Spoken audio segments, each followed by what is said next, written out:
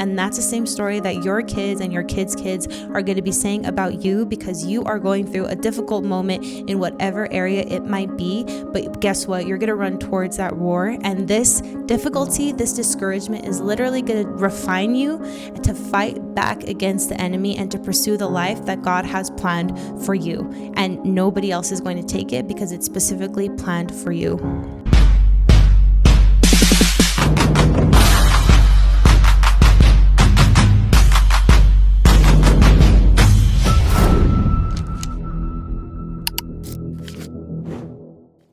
Hi Harmonizers, my name is Laura Maluhi and welcome back to yet another episode of In Harmony, giving you light and encouragement to pursue the incredible life that God has specifically planned for you, my friend, you listening or watching this video today. So I hope you guys are excited for fall as much as I am. But the topic that we're going to be discussing today and kind of getting in the weeds for is going to be discouragement. And discouragement is not a stranger to anyone, and definitely not to me as not to me either. So I'm going to kind of be unpacking that today for this episode and share some personal experiences with it, the biggest struggles I've had with it, and how I've helped overcome a lot of discouragement that I face in life. So I'm super excited to get into that today. So without further ado, let's just jump right into it. So the first thing when it comes to discouragement is, especially in my profession, I'm in real estate, and a part of that, more specifically, real estate sales. And any business owner out there, any salesperson out there can totally relate to the fact that every day is a date with discouragement. That's something I definitely face, not just in my professional life, but in my personal life as well.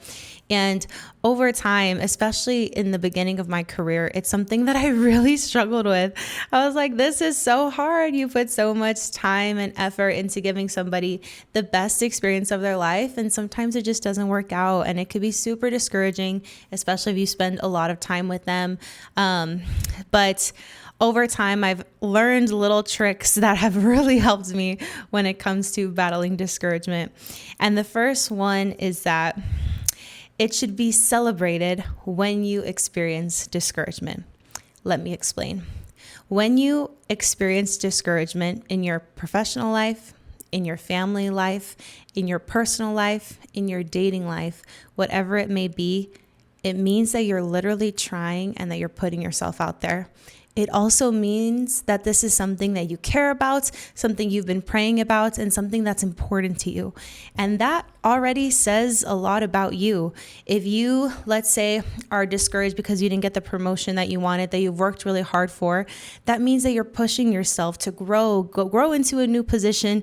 You've been working on it. You care about it enough because you want to evolve and develop as a human being, as an employee, whatever it may be.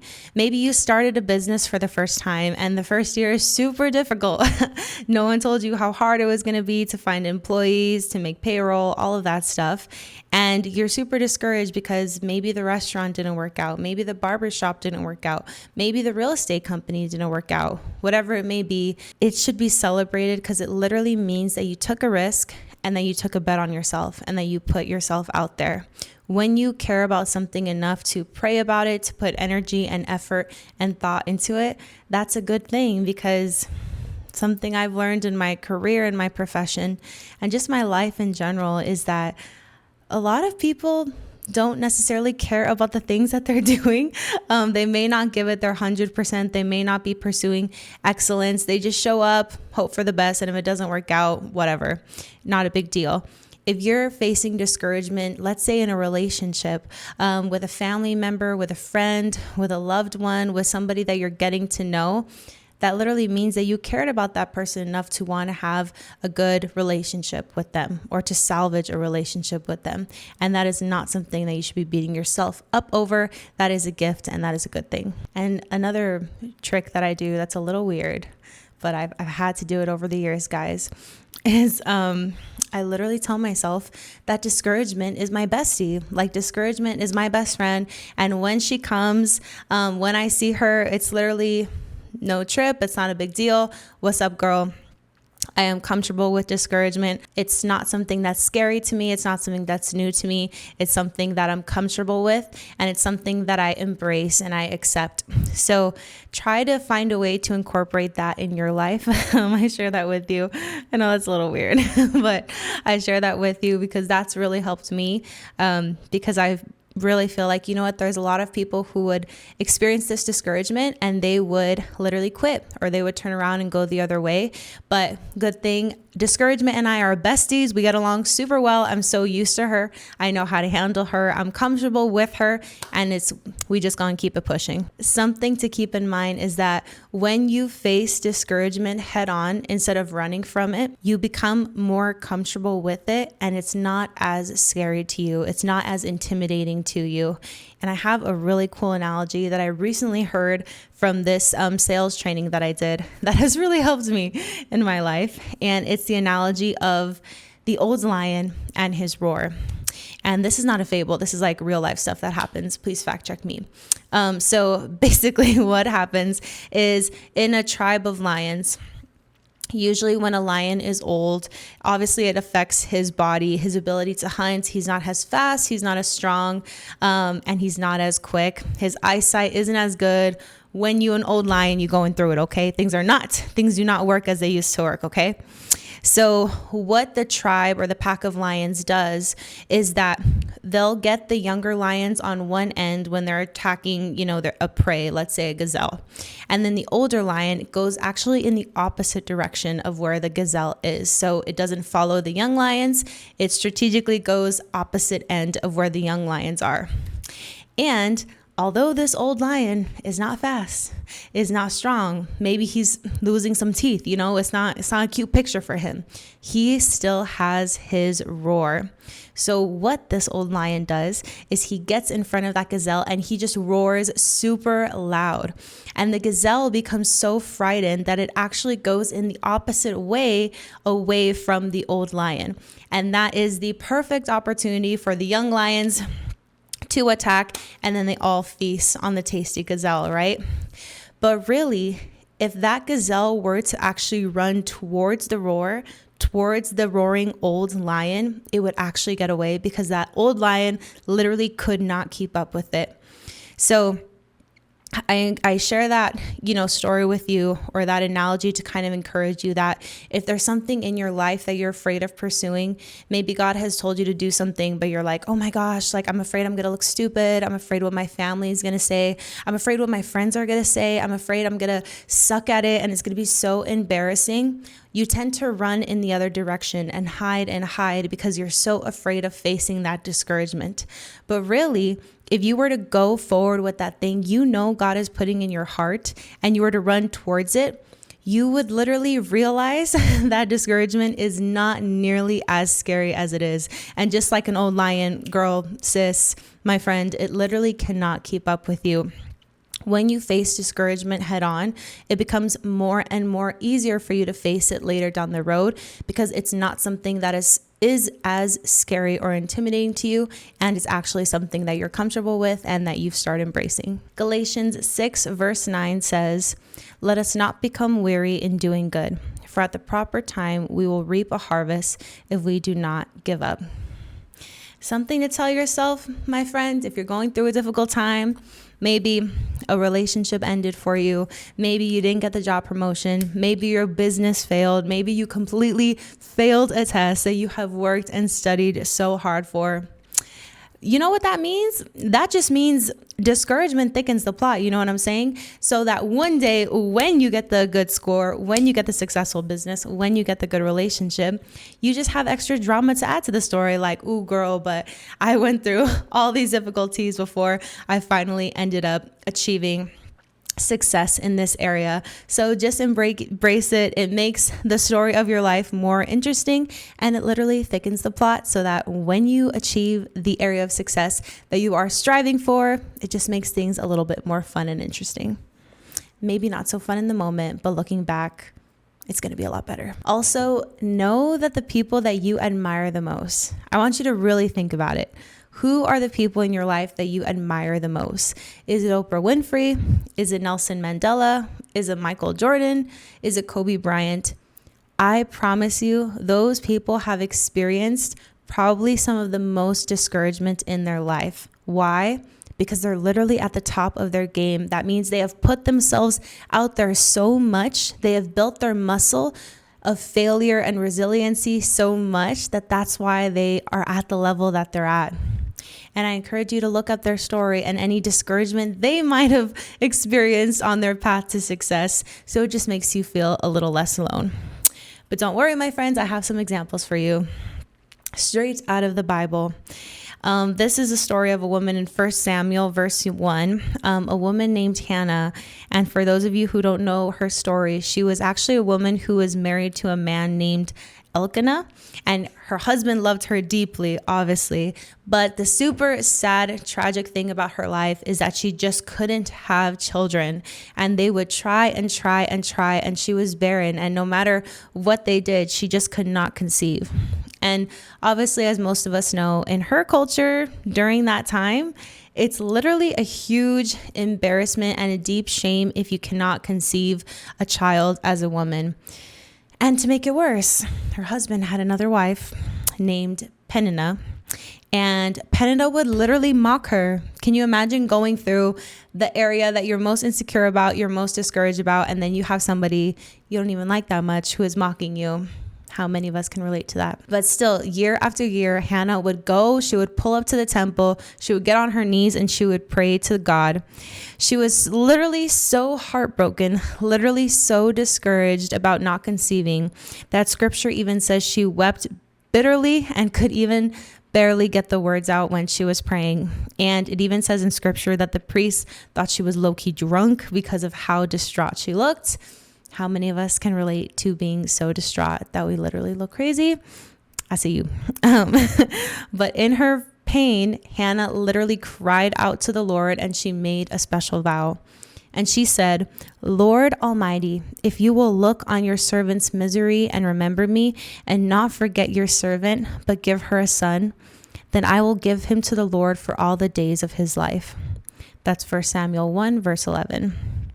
And God heard her prayer, my friend. And in time, he eventually gave her a son named Samuel, who would become one of Israel's greatest prophets. So I encourage you, my friend, that whenever you're facing discouragement, like Hannah, instead of running away from the Lord, literally run towards the Lord. I have been there where you're literally on your hands and knees and you're crying and weeping and you literally can't get the words out. I have been there where I was crying so much. I was like, how could you do this to me? How could you do this to me? And I just kept saying that over and over because I literally couldn't get any other words out. How many of us can relate to something like that, where we have nothing else to give but our tears and our weeping and just shouting to God for help? Her discouragement didn't drive her away from the Lord. Her discouragement drove her to the Lord, and her tears weren't wasted, the same as your tears are not wasted, my friend. Just like Hannah, in her distraught, the Lord heard her. And sometimes the breakthrough comes not when your pain completely disappears, you wake up in the morning and there's butterflies and rainbows. The breakthrough comes when we keep showing up to God with an honest and sincere heart. And I've been there. I've been mad at God. I confused. I felt broken. I felt bamboozled, but still coming to God, he still wants you to come in that, even in your distraught, even if in your heartbreak, he still wants you to come to him, even if you have nothing else to give but a pure and sincere and an authentic heart. That's all that he asks of us. So come to him, and I promise you, my friend, the breakthrough is going to happen in his time. And another character in the Bible who is nobody knows him. He's like, nobody knows this guy, is Joseph. The story of Joseph in Genesis. If you have not read that story, it is insane. It is life-changing. It's one of my favorite stories in the Bible. I highly recommend you to consider reading it. I'm gonna give you the Cliff Notes version, fam. I got you. Okay. So Joseph basically was betrayed by his brothers. He was sold into slavery, and he was eventually thrown into prison for, long story short, something that he literally did not do. But in spite of all that, even in those prison walls, God's favor never left him. Even in prison, Joseph stayed faithful.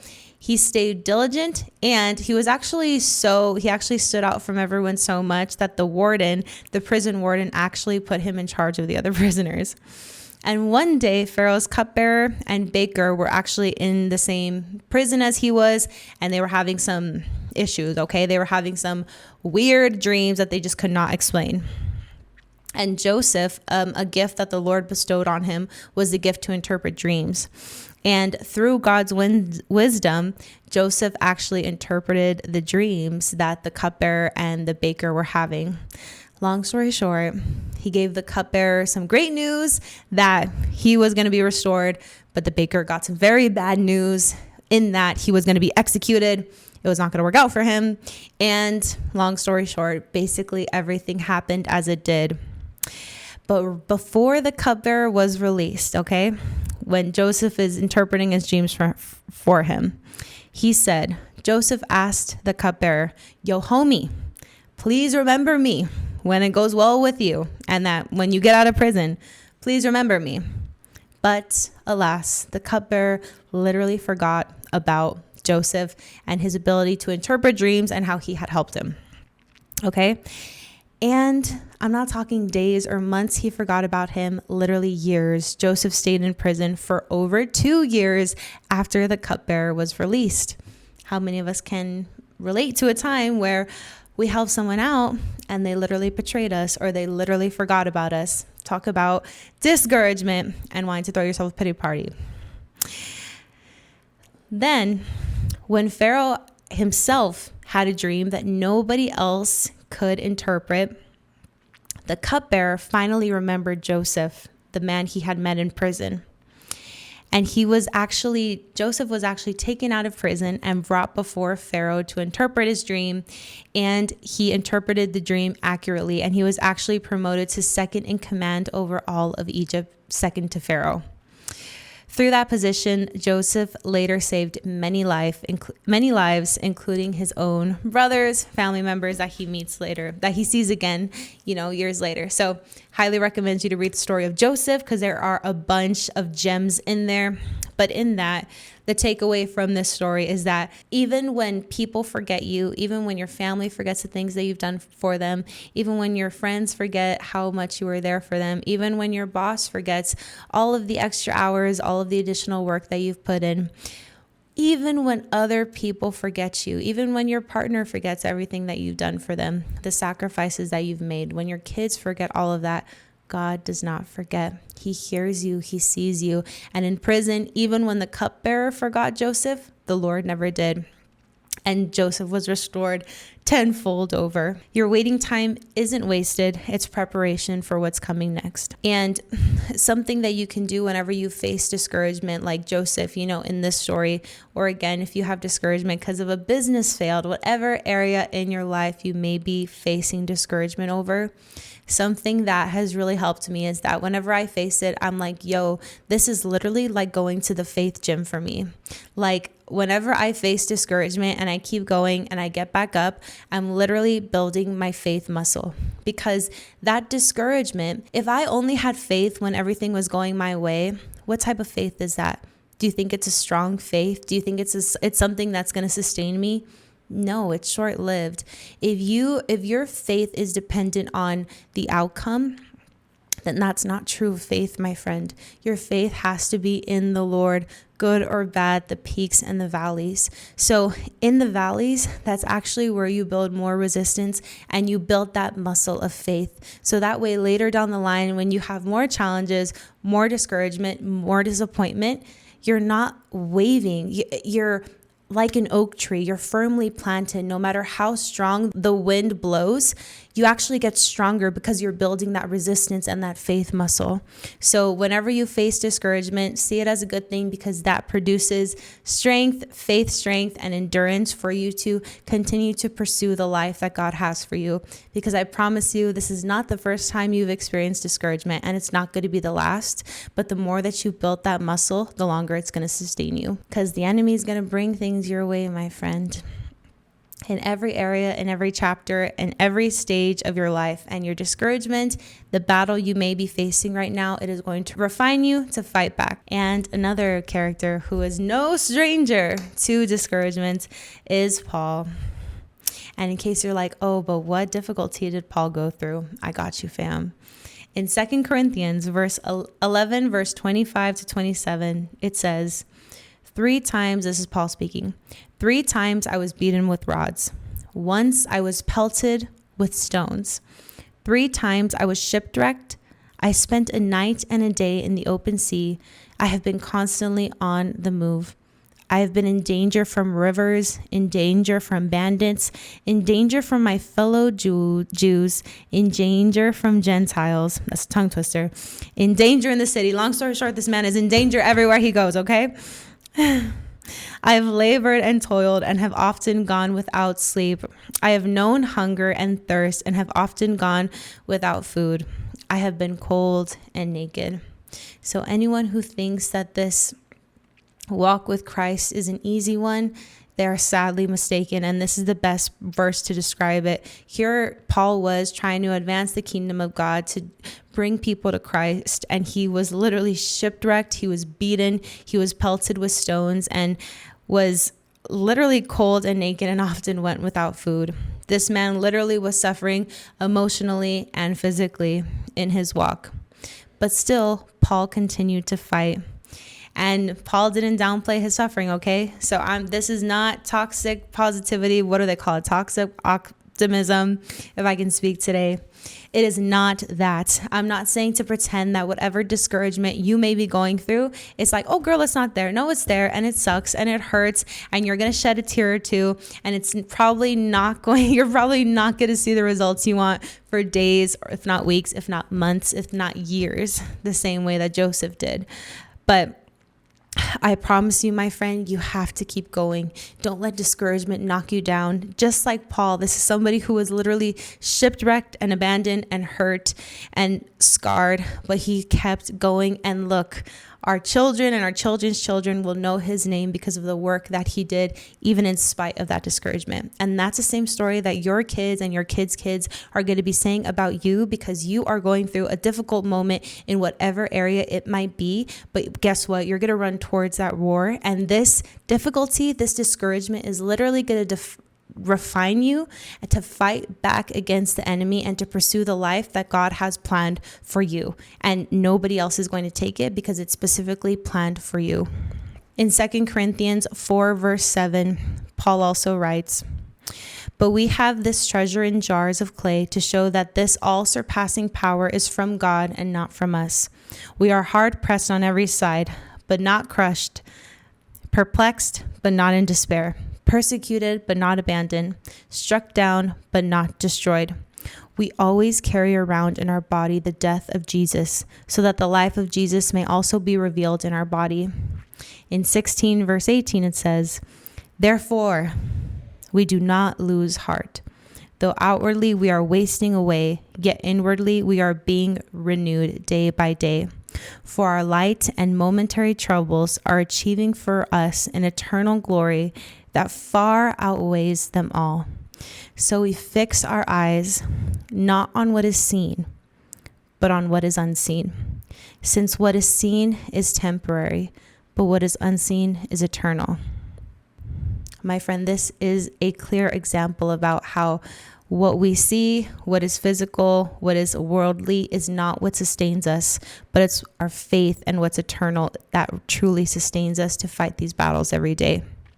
You can acknowledge pain, you can go through it, you can cry, you could pray, you could shout, whatever it may be, but that doesn't mean that you have to give this discouragement the final word. What feels crushing right now is actually producing something eternal and powerful within you that is going to outlive you and your children and your children's children. You are building a legacy through the discouragement that you continue to push through, and the fight of faith that you have to pursue the life that God has for you. That gift, that dream, that vision that He has planted inside of you, it is not a mistake. It is purposeful and it is eternal. And the last scripture we're going to be sharing today is Psalms 34 verse 18. The Lord is close to the brokenhearted and saves those who are crushed in spirit. When you are discouraged, the Lord is right there.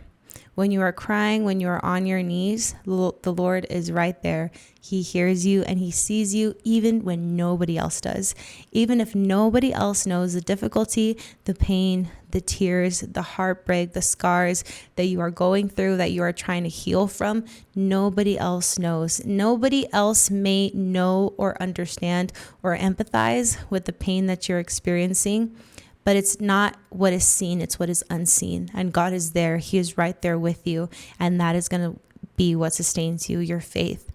And the last piece that I'll share with you today, my friends, that has really, really helped me in my journey of discouragement is that oftentimes when we look back on our failures, when we look back on those moments where we felt really stupid and really embarrassed, it's not the fact that we didn't get the outcome that we wanted, but oftentimes it's because we know we didn't give that thing our everything and the very best version of ourselves. So if you're studying for a math test, I want you to give it your very best, to study, to work hard, to get in other study groups, do whatever it has to be, say a huge prayer before the test, right? And at least you can walk into that test saying, you know what, whatever the outcome, I prepared for this and I'm going to give it the very best version of myself.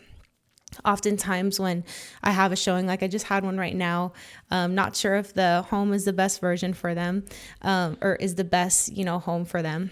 But I'm like, you know what? I showed up on time. I showed up early. I turned on all the lights. I played music. I got them a little gift. And I answered their questions, and any question I couldn't answer, I wrote it down on my iPad, and I'm going to follow up with them to get them those answers. Even if they don't buy that home, I can walk away knowing I gave them the very best sales experience that I can. And giving the best of yourself doesn't mean perfection. It doesn't mean that you have the answer to every math question. It doesn't mean you have every answer to whatever question that the buyer may be asking, but it means that you do the very best with what you have where you are at today, whether that's $10,000 in the bank or $10 in the bank. Give it your very best. So that's something I want to encourage you to do for whatever season of life you may be in, and any discouragement that you are afraid of facing. I encourage you to give it your very best, no matter what it is, so that if you look back, you don't have that regret on what if I had tried a little harder or did that thing that I know I needed to do. Okay, so that is our video for today. I hope this was helpful. Wanted to share some little mental tricks that have helped me over the years to get back up when facing discouragement. So I hope that this helps you in your walk as well. And just a reminder that whatever difficulty you're going through right now, your pain, it's literally temporary. What is seen is temporary, but what is unseen is eternal. I recently worked with this woman who's going through a divorce. And it's a really difficult time, in her life right now. And she's buying a home that's going to be like the start of her new chapter, after a divorce. And I'm sure before the divorce, there was a chapter where her and her spouse had, a great time together, and they created a beautiful family and created beautiful memories. And now this is a new chapter that she had gone through and a new chapter that she's stepping into. Nothing is forever, my friend, except for the Lord and faith. Every difficulty you're going through right now, failure, embarrassment, shame, whatever it might be, it's going to wither away the same way that everything else does. But how you react, your heart behind it, your faith behind it, your trust in God, what is unseen, that is what is eternal. So this difficulty that you're going through right now, it's not going to be forever. It's just temporary. And do the very best that you can with what you have today. Give it to God, and I promise He's going to see you through. So that's everything for this episode. I love you guys. Be sure to comment, send me a DM, whatever it may be, about anything that spoke to you in this video. And feel free to share this video with a loved one or someone in your life who may be battling discouragement and is going through a tough time and can use some love. So other than that, I love you guys, and I'll see you soon. I think when you're a business owner and you have a purpose, that gives you the drive that you need in order to work the long hours and to be okay with the stress of being a business owner.